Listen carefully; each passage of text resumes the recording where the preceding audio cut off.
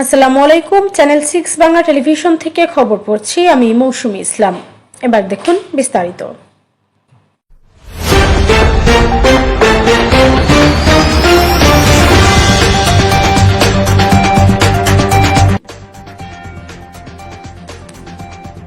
নোয়াখালী হাতিয়া বিজলি হত্যাকাণ্ডের ফাঁসির দাবিতে মানববন্ধন।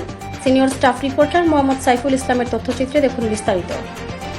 নোয়াখালী দ্বীপ উপজেলা হাতিয়া বিজলি আক্তার হত্যাকাণ্ডের রহস্যজনক মৃত্যুর ঘটনায় স্বামী মামুন উদ্দিনের ফাঁসির দাবিতে মানববন্ধন অনুষ্ঠিত হয়েছে। আজ শুক্রবার হাতিয়া জাহাজমারা ইউনিয়নের ভিড়বিড়ি বাজারে সকাল 9টা থেকে এই মানববন্ধন কর্মসূচি অনুষ্ঠিত হয়। উক্ত মানববন্ধন কর্মসূচিতে জাহাজমারা সহ হাতিয়ার বিভিন্ন অঞ্চল থেকে ছুটে আসেন মরহুমা বিজলি আক্তারের আত্মীয় স্বজনরা। এই সময় মানববন্ধনে অংশগ্রহণ করেন জাহাজমারা ইউনিয়নের সর্বস্তরের জনগণ। মানববন্ধনে আরও অংশগ্রহণ করেন ওই অঞ্চলের বীর মুক্তিযোদ্ধা Abul Kashem Sattar. Top Bangla news 24.com এর অনুসন্ধানী সাংবাদিক শাহেদ কামাল সাহেব। মানববন্ধনে শাহেদ কামাল সাহেব অভিযোগ করে বলেন, বিজলি আক্তারকে আমি ব্যক্তিগতভাবে চিনি এবং ভালোভাবে জানি। সে লাজুক স্বভাবের মেয়ে। বাবার চায়ের দোকানে ছোটবেলা থেকে বাবাকে সততার সাথে সহযোগিতা করত। সে খুব শান্ত প্রকৃতির মেয়ে। জানা যায় বিয়ের পর স্বামীর বাড়িতে সে খুব অশান্তিতে দিনাতিপাত করে আসছিল, কারণ মেয়েটির স্বামী নাকি পরনারীতে আসক্ত এবং ছেলেটির পরিবার বিয়ের পর থেকে যৌতুক ও বিভিন্ন উৎসবের লোভে চাহিদা চেয়ে আসছে, যা মেয়ের পরিবারের পক্ষে অক্ষম। সর্বশেষ পরনারী কেলেঙ্কারির একটি ঘটনা নিয়ে তাদের দুইজনের মধ্যে কথা কাটাকাটির এক পর্যায়ে শারীরিক অমানবিক নির্যাতনের মধ্য দিয়ে পূর্ব পরিকল্পিতভাবে তাকে হত্যা করা হয়। এছাড়াও বীর মুক্তিযোদ্ধা আবুল কাশেম সত্তার বলেন, এটি একটি পরিকল্পিত হত্যাকাণ্ড। আমি এর হত্যাকারীদের বিচার ও ফাঁসি চাই। উল্লেখ্য যে 2 বছর আগে জাহাজমারা ইউনিয়নের পূর্ব বিড়বিড়ি গ্রামের 6 নং ওয়ার্ডের সোহরাবের বাড়ির সোহরাবের পুত্র মোহাম্মদ মামুনের সঙ্গে উত্তর বিড়বিড়ি গ্রামের মুন্সি নাতির গো বাড়ির আবুল কাশেমের মেয়ে বিজলি আক্তারের বিয়ে হয়।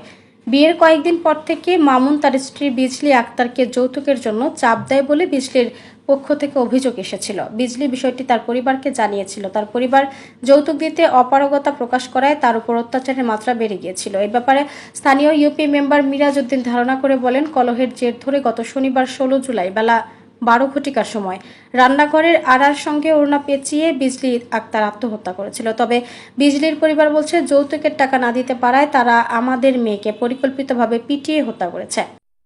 যৌতুক দেওয়ার কথা ছিল, আমার আর্থিক অবস্থা কম কারণে আমি যৌতুক দিতে পারি নাই এবং ছাগল দিতে পারি না। এই যৌতুকের কারণে আমার মেয়েকে হত্যা করা হয়েছে। আমি হত্যার বিচার চাই এবং তার ফাঁসি চাই। এই মানববন্ধনে আমরা মেয়েকে খুন করা হয়েছে, এটার বিচার চাই, সুষ্ঠু বিচার চাই। আমি নিজের টাকা খরচ করে এই মানববন্ধন আয়োজন করছি। আমি এই খুনি শুধু মামুন না, মামুনের পরিবার, মামুনের 5টা বোন, মামুনের মা, মামুনের আত্মীয় স্বজন এই খুনের সাথে প্রত্যক্ষ পরোক্ষভাবে জড়িত সকল খুনিদের ফাঁসি ফাঁসি ফাঁসি চাই।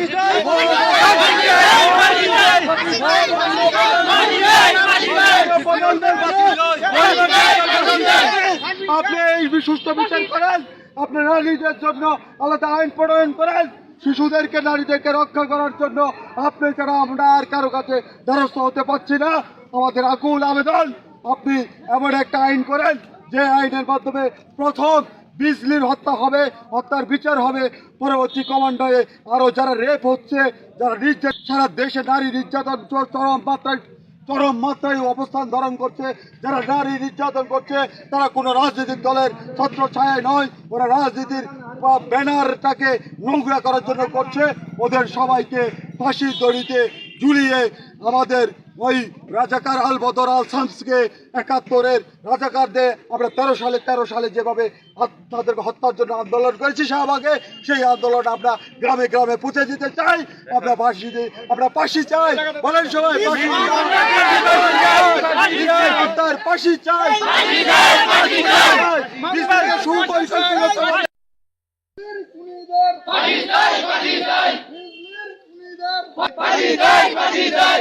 মায়ের বাপ